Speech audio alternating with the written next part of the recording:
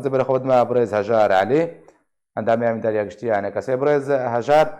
امزا قرت برسام بهيس بكم على سي برز عبد الباسط كر همان برس على ستيج تجيبكم ناكو كنا برا امريكا وتركيا دا حتى تشرادي كيو باندور الرشارات جمع فرات يبكى سپاس جوورا جي قناة آركرا وتماشفاني ويرا براستي وقت خویاکرین لسر راگهاندنی دمک دریجا ناکوکین ترکا چب امریکا را چل آلی روسا او ناکوکی قط نبونا و ترکی جی وقت دولت بسر نکت یا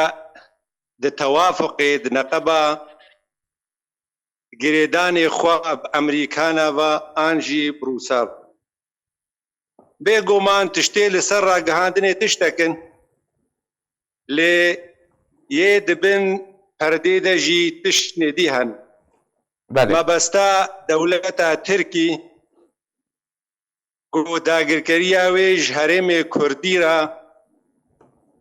لە کوردستانە سووریێ چێ عەفرین چ سەرێکانیێ چ گرێ سپی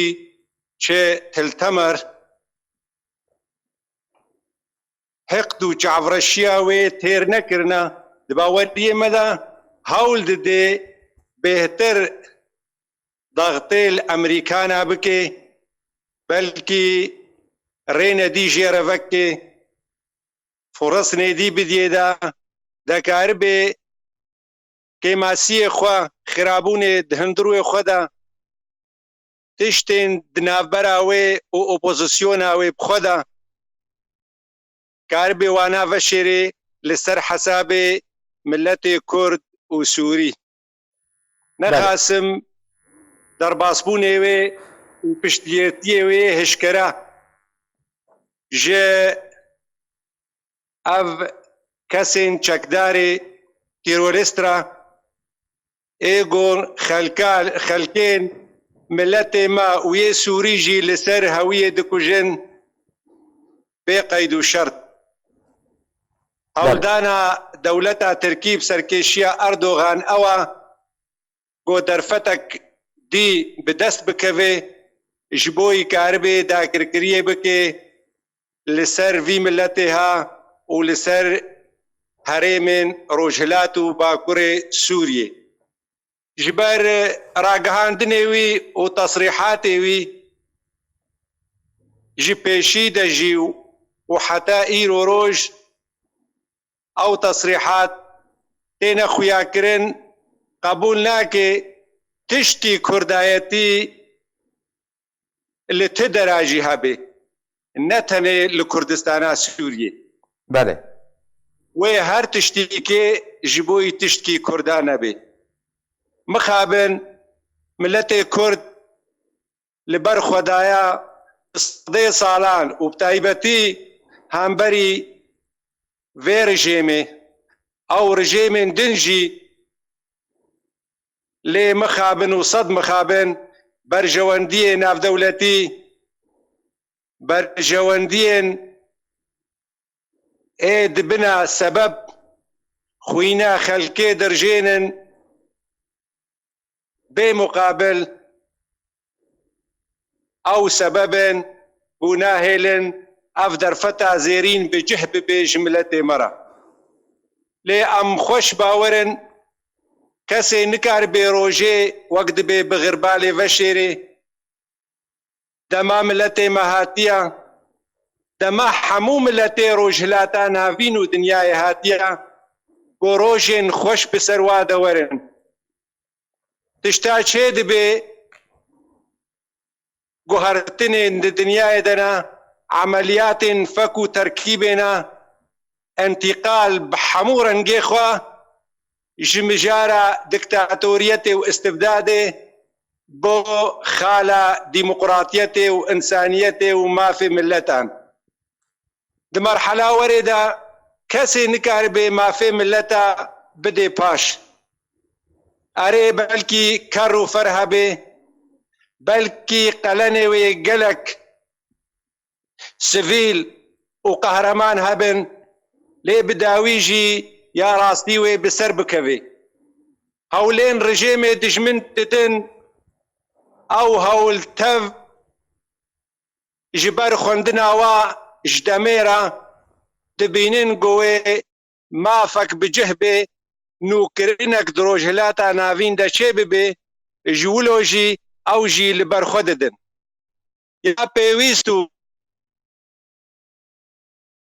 بله برز هجار زه دوباره بگرمه جمته زنها بري خدمة برز عبد الباسط حمو برز عبد الباسط قدن قمت بهيزه ام بيجن هر برسامنا يكم اتخازم ابنا كوكين كنا برا هر دو اليان دا هر ولات زلهز كو دستوردان دي سوريا تتكنو تهمان دمه ده چقدار نوانجي وهي زنوانجي دي سوريا ده هنو بتايبتين افچن كردي لروجابای كردستان تركيا امريكا حتى چرا که باندوره ل پیشبچون روشالات چمه فراتی بکن نافچین کردی گلو او پیشبچون و ارینی بنیان نرینی برای هر تشتی سلام بوتا و مهوانیتا و گهدار و تماشاوانا گلکس باس براستی یعنی ایرو ناکوکین تباکر سوریا تبایی و سوریا تبایی ناکوکین دولتینه یعنی بحریمینه هل بقت أن أمريكا وتركيا ناكوكيها ناتج أو ناكوكيا نقولوا الدجوار دركها من حولي زو درنا كابن لي هناك ناكوكي نابرا ريكبريا يعني إدارة إنه هذا لي تشتهري بالكيش او ناكوكين يرد نابرات تركيا وامريكا تايبت بنجها انجرليك يعني دماغو او ناكوكي بينجر او قاعده بنجه بيجرتن ديمك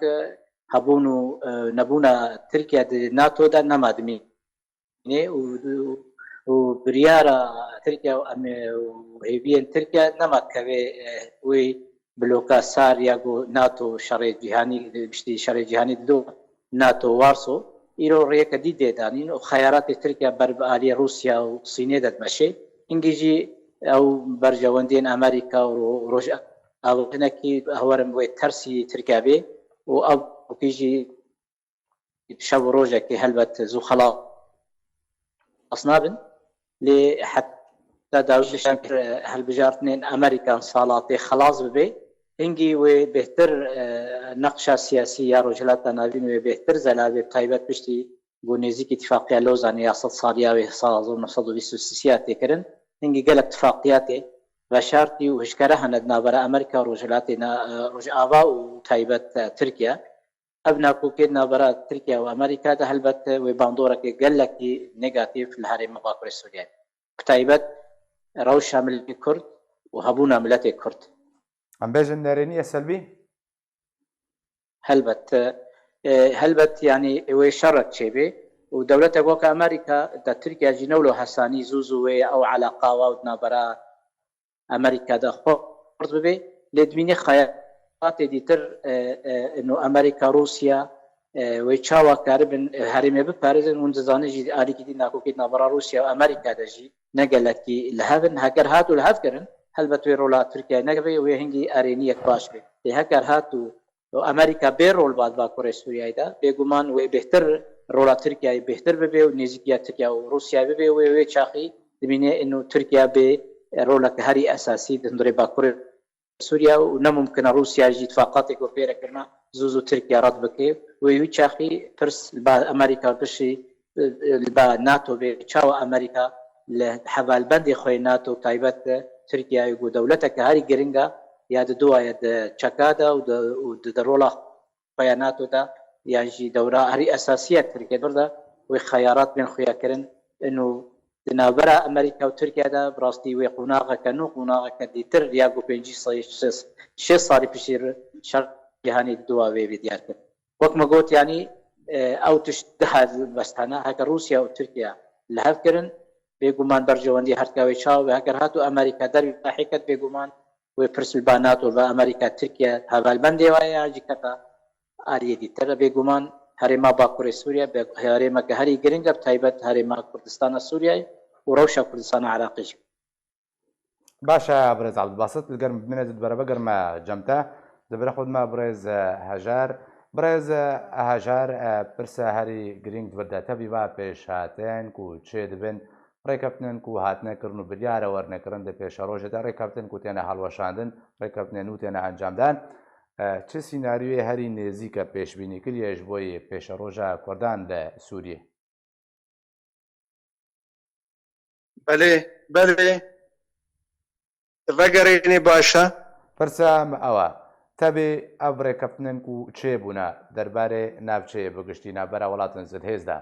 بەیەک و بریارە چێ بن ڕێکەوتن پێشە ڕۆژ دێوەرنە هەڵوەشاندن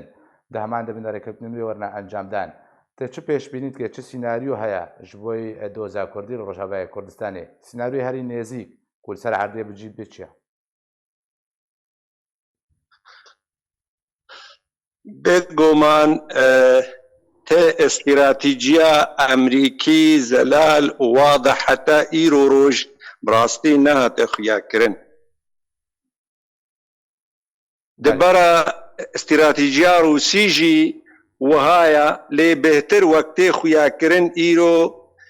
گۆهدانێک رووسی هەیە لە مافێ گەلێن سووری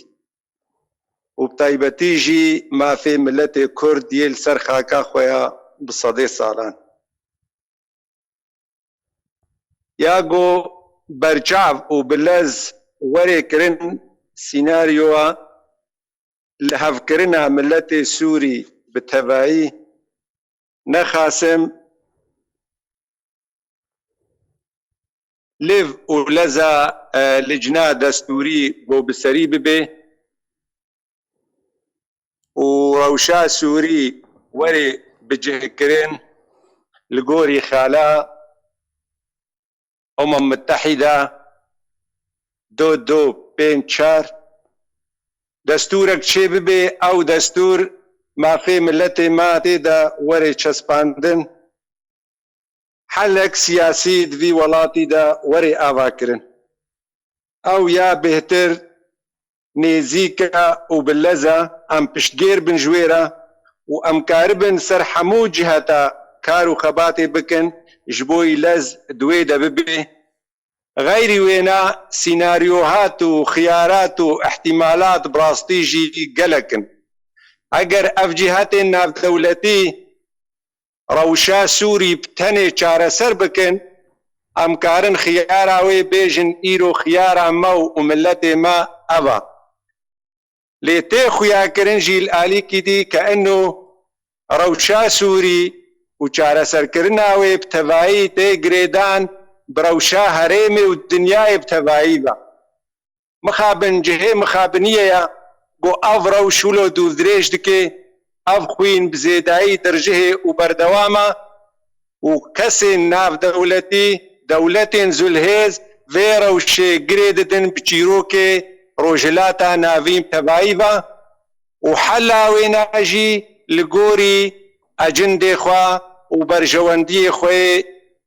navdewletî dûrî ecindê vî milletê îro roj penabera li ber sermayeya ne li ser xaka xwe ya û ne li ser erda xwe ya. Belê. باشە برێز هەژار لەگەڵ من بمێنە برێز عەبدولباست gelek şirovekar dibêjin an got geşbînin derbarê doza Kurdiyê dibêjin gelekî pêş ketiye êdî li ser astê navdewletî tê behskirin êdî neme li ser astê navxweyî bi tenê nava Sûriyê de wekû kêşeyeka navxweyî li ser mêzin navdewletî tê gotûbêjkirin ev tişteka baş e hûn alîdin jî dibêjin doza Kurdî çendîn qonax veger heya paş li werî pêşketinên ku çêbûne li ser erdê. البته يعني او هيبي واميد هلبت ناشكهن ودواري راغاندني دواري دنگدا هلبت دوزار قال كرد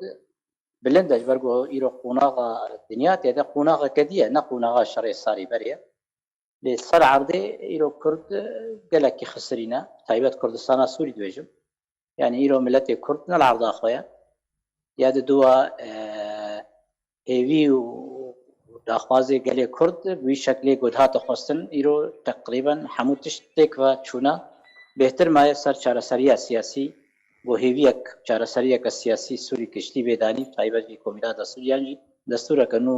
بێدانی سووریا هێویە کوردات تێدا بێدانی ینی وەکە ملەتێک